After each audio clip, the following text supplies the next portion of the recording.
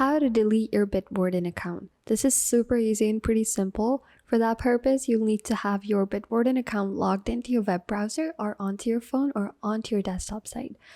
Now from there, you're going to head over to your account on the top right hand side, and then you're going to click onto the account settings. Into the account settings, you're going to go all the way down to this area which says the danger zone, and you're simply just going to click on the button of delete account. And this is super easy, and this way it's just simply going to erase and delete your account. But before deleting your account, it is going to ask you to enter in your master password once again for security purposes, to make sure that it is you who's actually deleting your account and not somebody who's trying to hack or invade in your privacy. So keep in mind that deleting this account is permanent and it cannot be undone.